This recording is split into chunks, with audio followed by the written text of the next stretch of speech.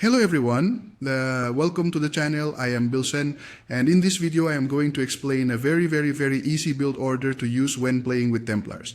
In the future there will be other build orders or even more professional build orders, but I wanted to start with a very simple one that I use, and it will help you to play very easy this civilization. It might not be the most optimized in the world, it might not be the one that professionals use, but I promise it will be quite easy for you to use it and learn with this civilization. Well, as always, we will try to go to the middle and return. And when we have 7 on sheep, we will send the next 3 to mine gold, as is common in most build orders with other civilizations, okay? Let's keep scouting. We build a house, we build the mining camp. Always try to have the house within the protection of the town center. Do not build houses far away, because if they attack you early, they can burn it, the enemy can burn it, and look, we can do something to save time, which is to select the sheep. We click here, and we can go killing them one by one. What do we achieve this way? Well, optimize.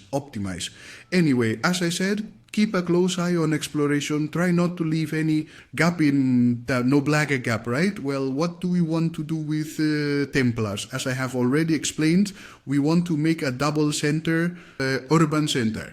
So as soon as we can age up, we are going to start aging up and gather enough resources for double urban centers. Now that we have 3 on gold, we put people on wood, and soon we will be able to start advancing. What is special about Templars? So what is special about Templars is that when we are going to advance in age,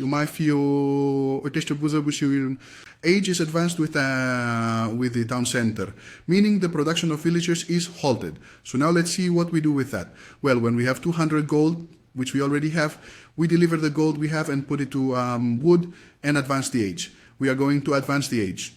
Okay, I want to pause here. We can advance in age, the voice sounds in English. Okay, we can advance in age with any of the 3, depending on which you find more suitable or which one you prefer. Well, any of the 3 is viable. I like to advance with Antioch because you have a very good bonus that then the melee units have 10% more attack. It seems to me that of the 3 bonuses, the best in the long run. But well, you can advance with the one you like the most, because then the units they give you are also interesting, etc, etc. Well, very important. We are moving to the next age. What do we want to do now? Okay, we split all our villages in half on wood, half on stone, and keep sending the new ones coming out to wood. Look what we are going to do. We leave the food, look for the stone, and place them there. There goes 7 to stone, if you notice. And the rest, well, to wood. And we keep scouting. What are we going to achieve with this one more? We will be able to build the second town center as soon as we advance in age. It may not be the most optimal way in the world to do it, but I just wanted to show you a way to do it quickly, efficiently, and without complicating things too much with numbers. Okay, so we have sent that half to stone and the rest are on wood. And what do we achieve with this? Well, in a very easy way, you already learned to do the build order. As I said, it might not be the most optimized, maybe it can be done a little better, but you really achieve a lot. You are going to achieve many results. It is very easy to use, and I would say it will be useful even at the Conqueror level. Okay, when you see that you have many on one tree, the new ones you will put on another tree. Okay, very important, when there are 850 stone left, it means you already have enough stone to build a second town center, and you stop gathering stone. Okay, and very important, if you see you're running out of food, the next ones will gather food. Okay, when you see that, hey, I don't have much left. As I said, 840 something. We can already make the second town center. We are a bit short on wood, but as soon as we reach the second pack of deer, which is normally where we want to make the second town center, we can do it. In this case, we could place it near the gold and save on the camp, the mining camp, and we can start doing it. If we select 2 villagers, we can start doing this. With 2 villagers, we select them and shoot arrows at the deer that are completely close, okay? And well, basically, we are going to have the second town center. And now what do we want now? Well, now surely we have to spend a lot of time or some time in the second age. So we want to gather a lot of food and a lot of wood. Well, to build houses, to make military units, and food, well, as idea from making villagers to progressively unlock this, the safe step, meaning the pilgrims. Basically, what we want is to send out pilgrims and an army to defend the pilgrims. Well, depending on your combination, depending on what you have done, you can deploy, for example, the Brotherhood Knights and Archers, or Spearmen and Archers, or Sergeant and Archers, Hospitallers and Archers, the combination you like the most. Like I said, always try, kill the deer if you see they're nearby. Now, for example, we're almost able to deploy the first, the first Kofrad, the first, pilgrim, and then we can start making, well, the combination. In this case, we have advanced with sergeants, right? So we can produce lancers, archers, or sergeants, archers, okay? And you see how I start making the military buildings, etc., etc. We can also start making a mill if the game prolongs, all right?